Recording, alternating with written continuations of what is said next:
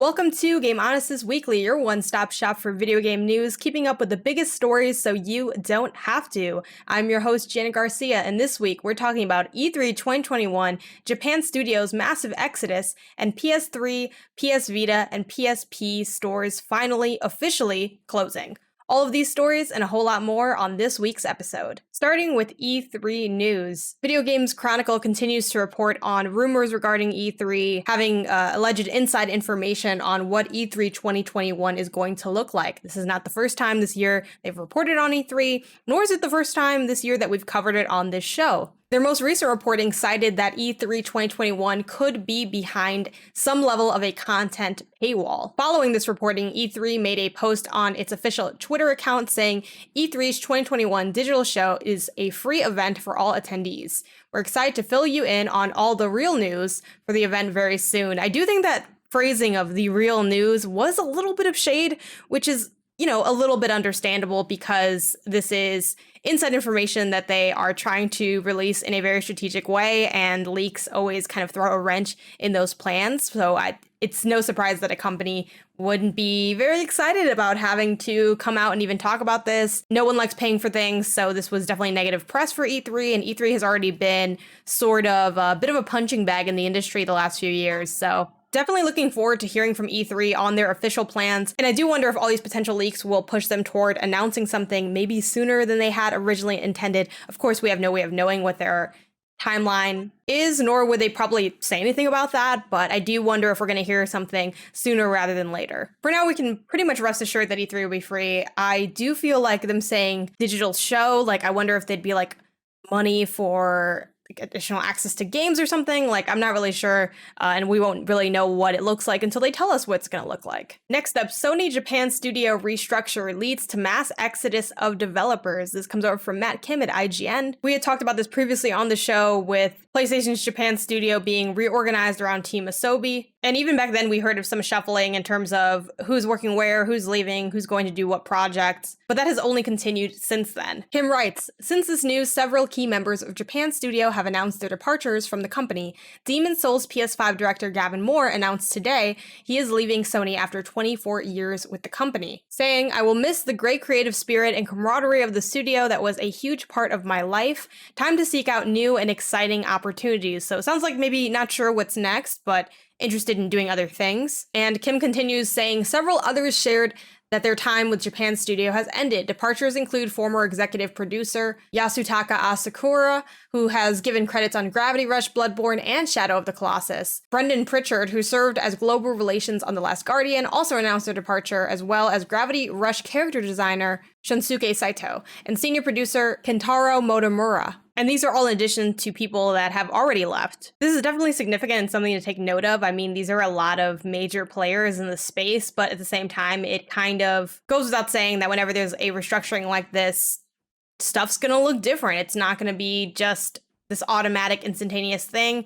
And sometimes you can't see the effects of it until later on. This is an instance where we're sort of seeing those effects immediately, just with people deciding to do other things, different projects, a lot of shifting happening for sure. And change definitely begets change. I mean, I think we've all been at those jobs where a few people start leaving and it sort of leads to everyone deciding, hey, maybe I should also go and do that. Or now that these certain people aren't here, maybe now I don't want to be here. So yeah, this stuff comes in waves. Hopefully we see some cool stuff from Team Asobi regardless. More on the Sony side of things, it is finally official. The PS3, PS Vita, and PSP PlayStation Store is closing. This was something we talked about last week as it was reported by The Gamer. Still a rumor at that point because technically PlayStation hadn't come out and actually said anything about it, but now they have officially made that announcement. On the official PlayStation website, they write about the discontinued PlayStation apps, features, and services, listing PS3, PS Vita, and PSP PlayStation Store closures. The post goes on to say, we are closing PlayStation Store on PlayStation 3 consoles on July 2nd, 2021, on PlayStation Vita devices on August 27th, 2021.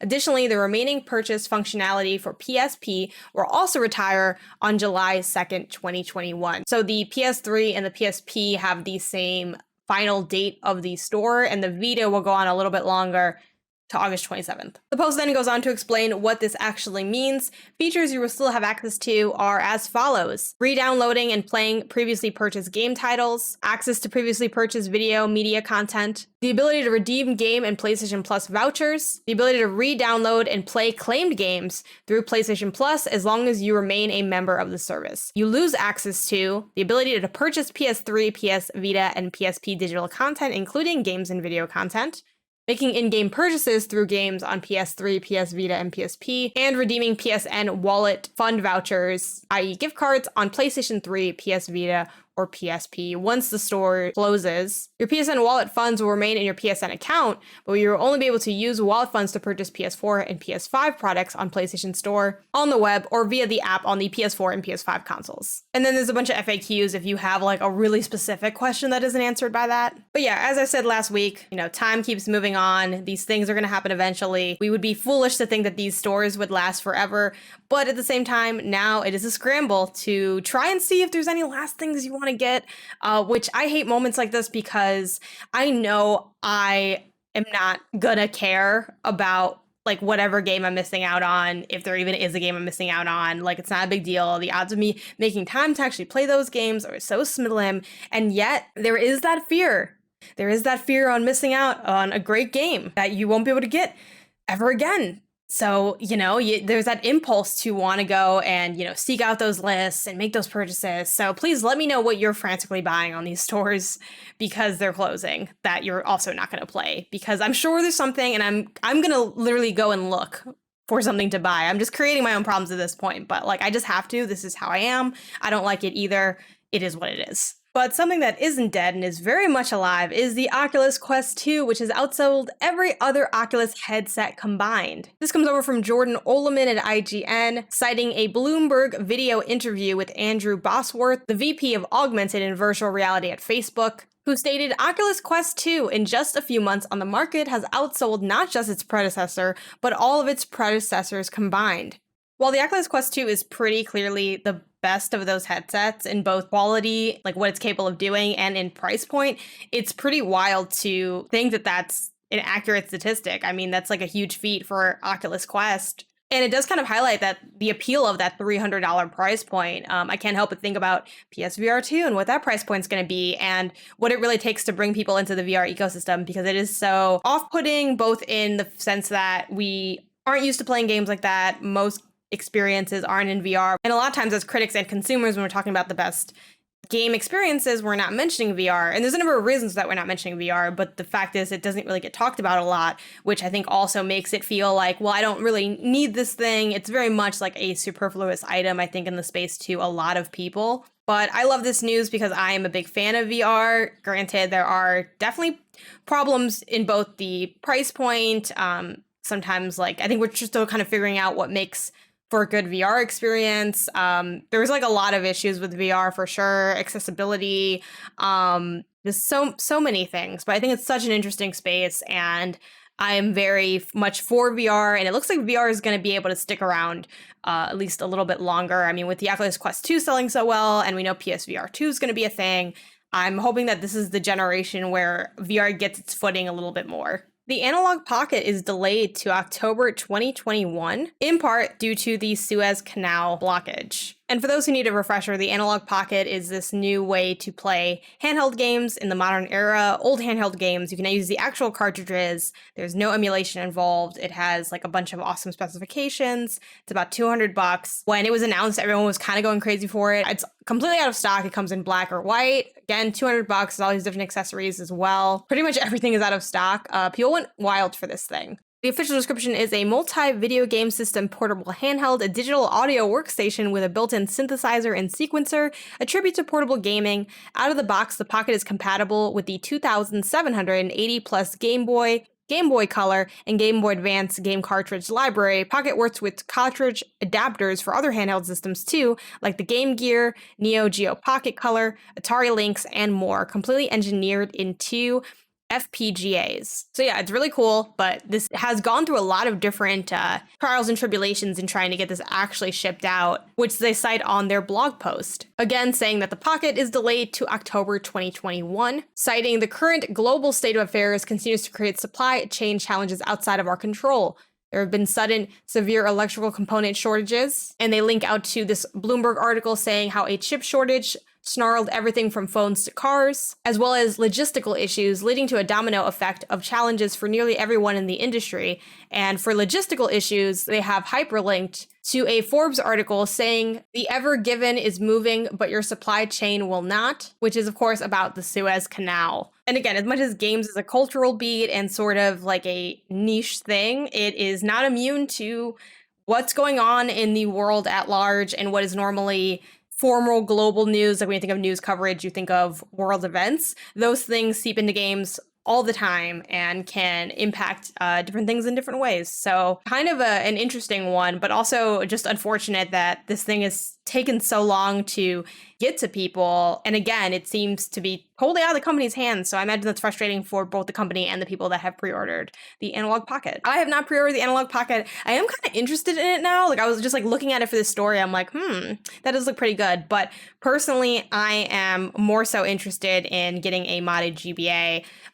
Something about like adjusting the original hardware is just more appealing than getting like an additional device to me, even though the price point is not super far off. Because again, we have our own ways that we like to play games or experience games or do retro stuff. So that is my preference, which is why I wasn't excited about the Analogue Pocket. But yeah, the product itself looks pretty good. So let me know if y'all have pre-ordered the Analogue Pocket. Very curious to hear what that ends up looking like and what people think when they get their hands on it. Some tangentially gaming-related news, YouTube is testing removing the dislike button. On March 30th, YouTube posted on Twitter saying, in response to creator feedback around well-being and targeted dislike campaigns, we're testing a few new designs that don't show the public dislike count. If you're part of this small experiment, you might spot one of these designs in the coming weeks. Example below. And it shows the like button having a number underneath it and the dislike button just saying dislike. YouTube then replied to the tweet saying, creators, you'll still be able to see the exact number of likes and dislikes in YouTube Studio. For viewers, if you're in the experiment, you can still like or dislike a video to share feedback with creators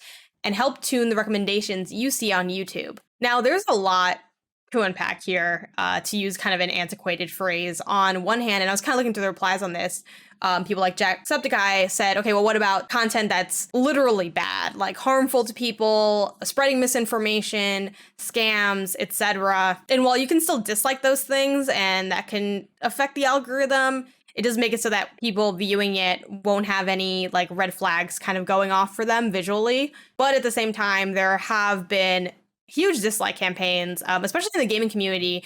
If you follow content creators, especially content creators who are prone to speaking out about social justice issues, speaking against racism, speaking against homophobia. Unfortunately, a lot of times, you know, if you follow people that are women or people of color or women of color, especially, a lot of times those creators do get dragged by certain sectors of the internet that are dedicated toward making what's essentially hate content, and sending their communities to try to undermine the work those creators do, you know, hurt their views, hurt their relationships with companies, you know, the list goes on. I do like that this could maybe help put a stop to that because maybe it would seem less meaningful.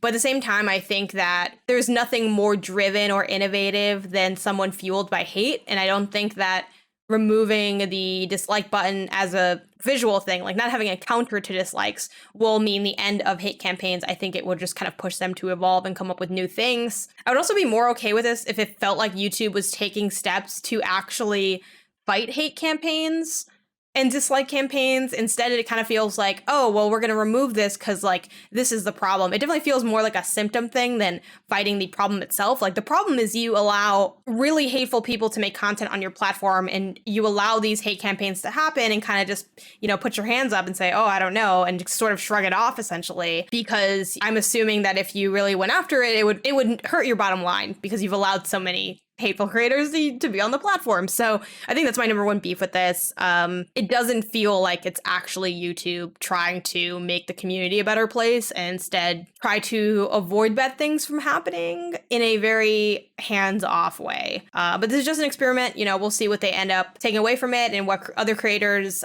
think of this whole thing. Moving on to events, surprising probably no one, PAX East is canceled and will now be online. They had this to say on their official website. In light of ongoing public health concerns, ReedPop and Penny Arcade will not hold PAX East this year. Given the United States' progress towards addressing COVID-19 in recent months, we are cautiously optimistic PAX West and PAX Unplugged will proceed as planned with in-person festivities September 3rd through 6th and December 10th through 12th, respectively. Since we can't wait until September to reconnect with the wonderful PAX community, PAX Online will return July 15th to 18th. We hope to build on the success of last year's record-breaking event and also engage with our community in new ways, such as the Indie Showcase that will take place between now and PAX Online. Expect to hear more about these exciting plans soon. Again, not really a surprise. I am glad to hear this, though. I think a lot of, events, companies, people, just kind of everyone is very eager to get back to the life we had before the pandemic.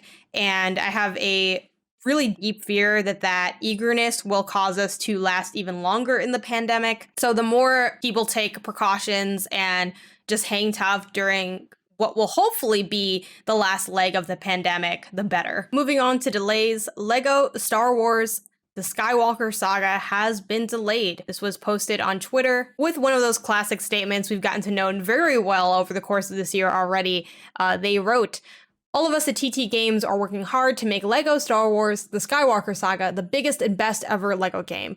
But we're going to need more time to do it. We won't be able to make our intended spring release date, but we'll provide updated launch timing as soon as possible." The wording at the end does make me think that they're not too far from their original timeline. The fact that they feel like they'll have a launch date soon, or maybe just a launch timing, I guess. Maybe not a launch date, but like a launch window at least, makes me feel like it's not like a total overhaul or anything is needed. But yeah, I mean, there's never really a whole lot to say on these other than like games take time to make, and things have been really difficult, and we are now deeper into the pandemic and there's not an end in sight and it's hard to make stuff. As far as my own personal investment, I wasn't really like looking forward to Lego Star Wars particularly. I'm not really like a Lego games person, so I can't say that I feel one way or another about this. Obviously a bummer for people that were looking forward to it, but we'll see what their updated timeline is. Moving on to game events, releases, and updates. Xbox backward compatibility now reaches the cloud for Xbox Game Pass Ultimate members. This means Xbox Game Pass Ultimate members can now tap into a collection of favorites from the past in a whole new way, right on mobile devices, turning them into retro handheld systems. 16 original Xbox and Xbox 360 games are now available on Android phones and tablets, with more games coming soon. The backward compatible games playable with Xbox Cloud Gaming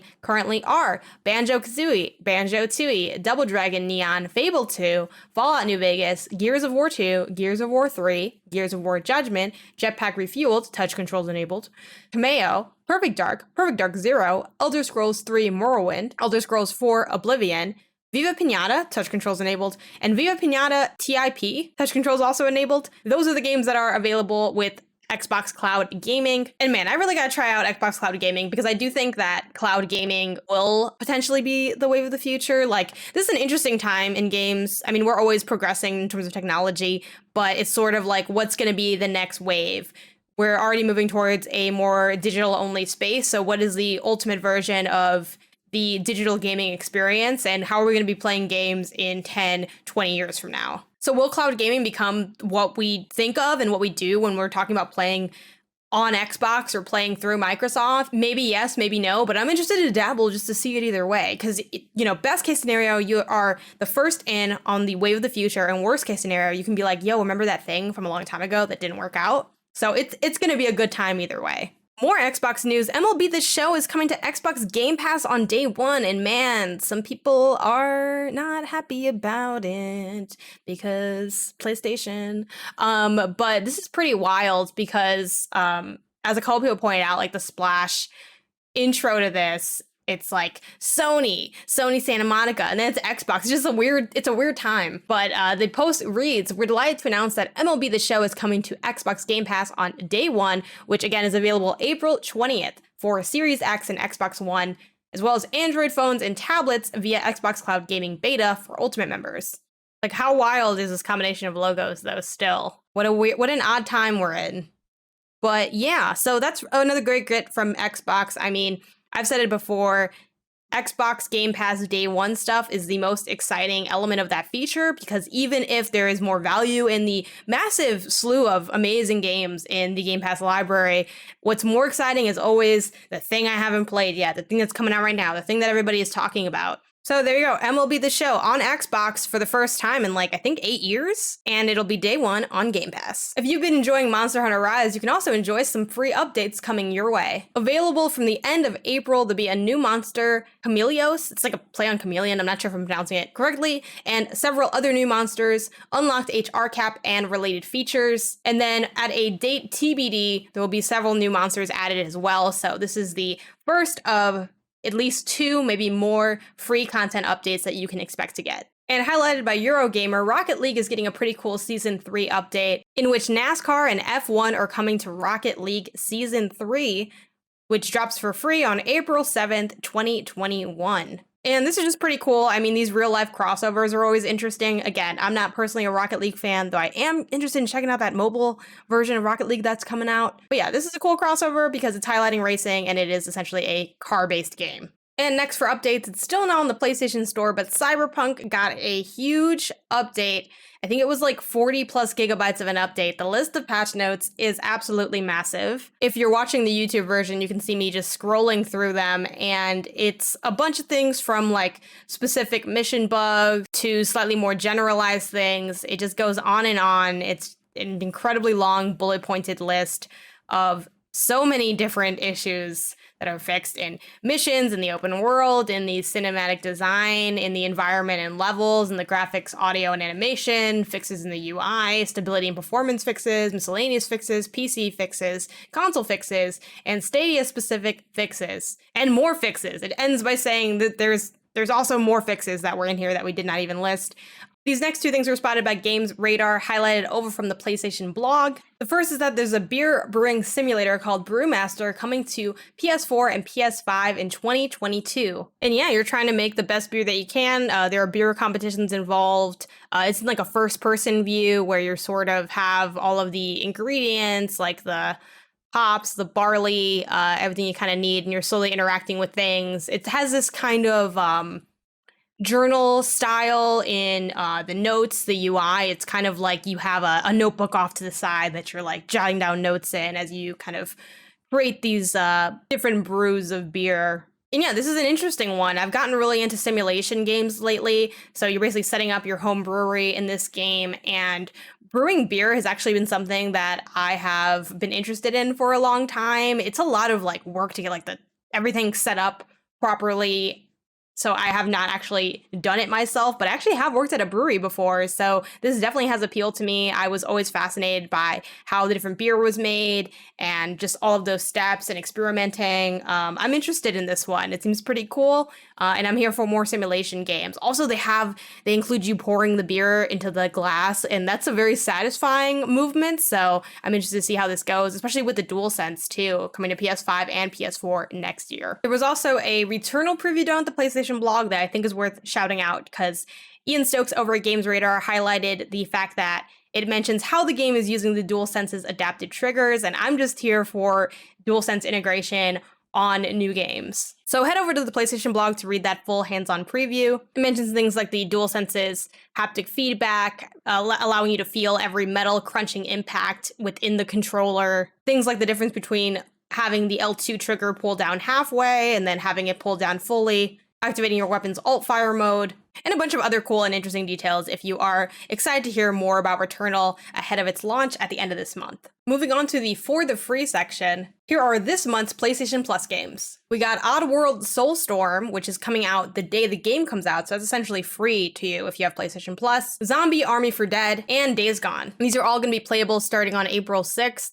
Again, Oddworld is that new release. The others are just kind of additional games to enjoy. The only one that I am familiar with of this list is Days Gone. I played Days Gone. I didn't beat Days Gone. Days Gone is a pretty long game, but I do have a feeling they're going to continue to support that franchise. Like, I could see them doing more with it. I could see a Days Gone 2 happening.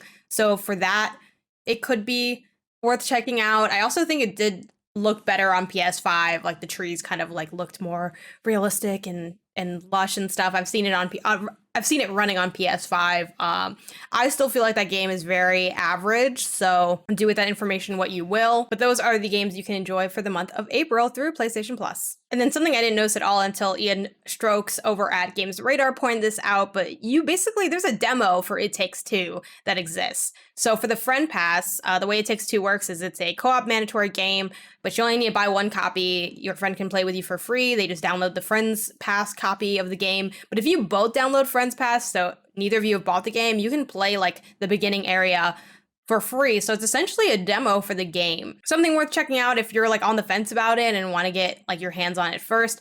Having played the first 4 hours of It Takes Two, I think its weakest parts are in that like first 2 hours. So that being said, maybe it doesn't demo quite as well as, you know, maybe a more formalized demo that drops you later in the game would. But I recommend It Takes Two. It's pretty fun so far. And lastly, for the Shut Up and Take My Money section, there's going to be an Xbox mini fridge, and I am so excited about this. And this came about because Xbox was involved in this competition that was the Best of Tweets Brand Bracket Edition. I believe they went head to head with Skittles, which this is a weird sentence, and won super barely, like just a little bit over the half. And they said if they won, they were gonna make an Xbox Series X mini fridge. So once they were crowned victors, they said, GG Skittles for a good fight. We made a lot of new friends along the way. Thanks to everyone who voted. Stay tuned later this year for updates on mini fridges. So yeah, there will be an Xbox mini fridge. I want this Xbox mini fridge. It's just the perfect kind of dumb, but also practical that I need in my setup. So we'll see the details on that, how much it costs, and how hard they are to get, which is always